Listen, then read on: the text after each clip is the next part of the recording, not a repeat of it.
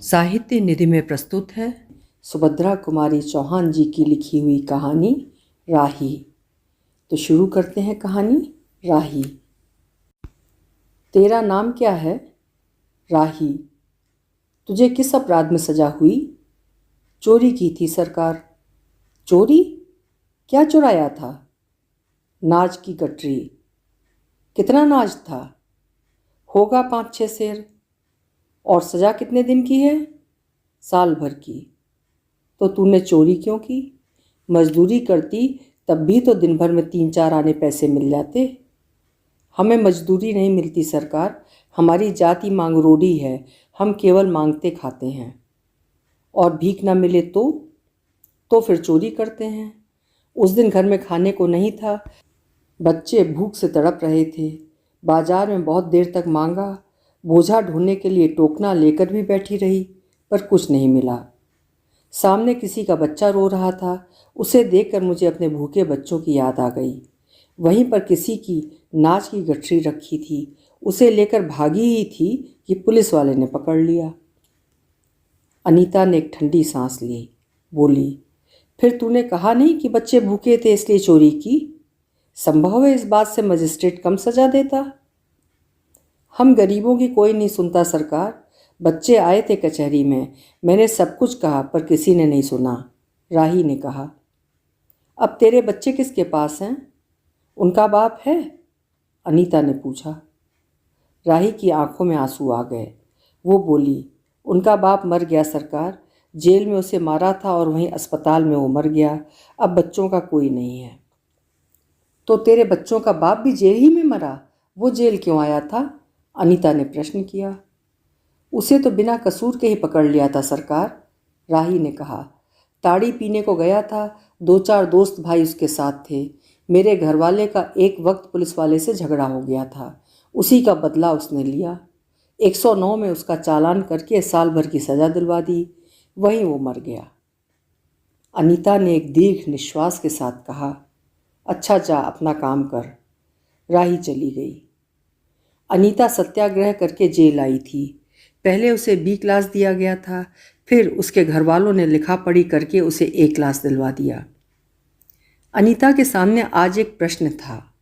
वो सोच रही थी कि देश की दरिद्रता और इन निरीह गरीबों के कष्टों को दूर करने का कोई उपाय नहीं है। हम सभी परमात्मा की संतान हैं, एक ही देश के निवासी। कम से कम हम सबको खाने पहनने का तो समान अधिकार है ही। फिर ये क्या बात है कि कुछ लोग तो बहुत आराम से रहते हैं और कुछ लोग पेट के अन्न के लिए चोरी करते हैं। उसके बाद विचारक की अदूरदर्शिता के कारण या सरकारी वकील के चातुर्यपूर्ण जिरह के कारण छोटे छोटे बच्चों की माताएं जेल भेज दी जाती हैं। उनके बच्चे भूखों मरने के लिए छोड़ दिए जाते हैं। एक ओर तो ये कैदी हैं जो जेल आकर सचमुच जेल जीवन के कष्ट उठाती हैं, और दूसरी ओर हैं हम लोग जो अपनी देशभक्ति और त्याग का ढिंढोरा पीटते हुए जेल आते हैं। हमें आम तौर से दूसरे कैदियों के मुकाबलों में अच्छा बर्ताव मिलता है, फिर भी हमें संतोष नहीं होता। हम जेल आकर A और B क्लास के लिए झगड़ते हैं। जेल आकर ही हम कौन सा बड़ा त्याग कर देते हैं? जेल में हमें कौन सा कष्ट रहता है, सिवा इसके कि हमारे माथे पर नेतृत्व की सील लग जाती है। हम बड़े अभिमान से कहते हैं, ये हमारी 4थी जेल यात्रा है, ये हमारी 5वीं जेल यात्रा है, और अपनी जेल यात्रा के किस्से बार बार सुना सुना कर आत्मगौरव अनुभव करते हैं। तात्पर्य ये है कि हम जितनी बार जेल जा चुके होते हैं, उतनी ही सीढ़ी हम देशभक्ति और त्याग से दूसरों से ऊपर उठते जाते हैं, और इसके बल पर जेल से छूटने के बाद कांग्रेस को राजकीय सत्ता मिलते ही हम मिनिस्टर, स्थानिक संस्थानों के मेंबर और क्या क्या हो जाते हैं। अनीता सोच रही थी, कल तक जो खद्दर भी ना पहनते थे, बात बात पर कांग्रेस का मजाक उड़ाते थे, कांग्रेस के हाथों में थोड़ी शक्ति आते ही वे कांग्रेस भक्त बन गए, खद्दर पहनने लगे, यहाँ तक कि जेल में भी दिखाई पड़ने लगे। वास्तव में ये देशभक्ति है या सत्ता भक्ति? अनीता के विचारों का तांता लगा हुआ था। वो दार्शनिक हो रही थी। उसे अनुभव हुआ जैसे कोई भीतर ही भीतर उसे काट रहा हो। अनीता की विचारावली अनीता को ही खाए जा रही थी। उसे बार बार ये लग रहा था कि उसकी देशभक्ति सच्ची देशभक्ति नहीं वरन उसका मजाक है। उसे आत्मग्लानि हुई और साथ ही साथ आत्मानुभूति भी। अनीता की आत्मा बोल उठी, वास्तव में सच्ची देशभक्ति तो इन गरीबों के कष्ट निवारण में है। ये कोई दूसरे नहीं, हमारी ही भारत माता की संतानें हैं। इन हजारों लाखों भूखे नंगे भाई बहनों की यदि हम कुछ भी सेवा कर सकें, थोड़ा भी कष्ट निवारण कर सकें, तो सचमुच हमने अपने देश की कुछ सेवा की। हमारा वास्तविक देश तो देहातों में ही है। किसानों की दुर्दशा से हम सभी थोड़े बहुत परिचित हैं, पर इन गरीबों के पास ना घर है ना द्वार। अशिक्षा और अज्ञान का इतना गहरा पर्दा इनकी आंखों पर है कि होश संभालते ही माता पुत्री को और सास बहू को चोरी की शिक्षा देती है, और उनका ये विश्वास है कि चोरी करना और भीख मांगना ही उनका काम है।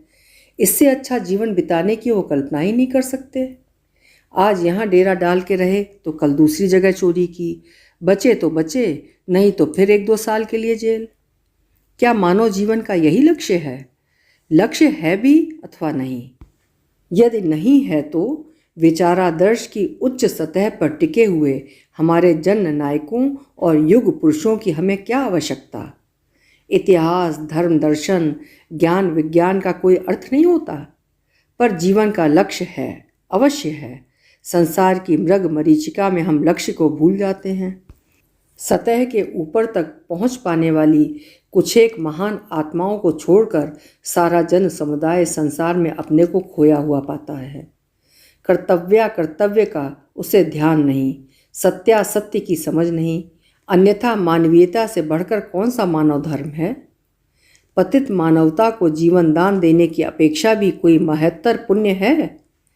राही जैसी भोली भाली किंतु गुमराह आत्माओं के कल्याण की साधना जीवन की साधना होनी चाहिए। सत्याग्रही की यही प्रथम प्रतिज्ञा क्यों ना हो? देशभक्ति का यही मापदंड क्यों ना बने? अनीता दिन भर इन्हीं विचारों में डूबी रही। शाम को भी वो इसी प्रकार कुछ सोचते सोचते सो गई। रात में उसने सपना देखा कि जेल से छूटकर वो इन्हीं मांगरोड़ी लोगों के गांव में पहुंच गई है। वहां उसने एक छोटा सा आश्रम खोल दिया है। उसी आश्रम में एक तरफ छोटे छोटे बच्चे पढ़ते हैं और स्त्रियां सूत काटती हैं, दूसरी तरफ मर्द कपड़ा बुनते हैं और रुई धुनकते हैं। शाम को रोज उन्हें धार्मिक पुस्तकें पढ़कर सुनाई जाती हैं और देश में कहाँ क्या हो रहा है ये सरल भाषा में समझाया जाता है। वही भीख मांगने वाले और चोरी करने वाले आदर्श ग्रामवासी हो चले हैं। रहने के लिए उन्होंने छोटे छोटे घर बना लिए हैं। राही के अनाथ बच्चों को अनीता अपने साथ रखने लगी है। अनीता यही सुख स्वप्न देख रही थी। रात में वो देर से सोई थी। सुबह 7 बजे तक उसकी नींद न खुल पाई। अचानक स्त्री जेलर ने आकर उसे जगा दिया और बोली, आप घर जाने के लिए तैयार हो जाइए, आपके पिता बीमार हैं, आप बिना शर्त छोड़ी जा रही हैं। अनीता अपने स्वप्न को सच्चाई में परिवर्तित करने की एक मधुर कल्पना लेकर घर चली गई। अभी आप सुन रहे थे सुभद्रा कुमारी चौहान जी की लिखी हुई कहानी राही।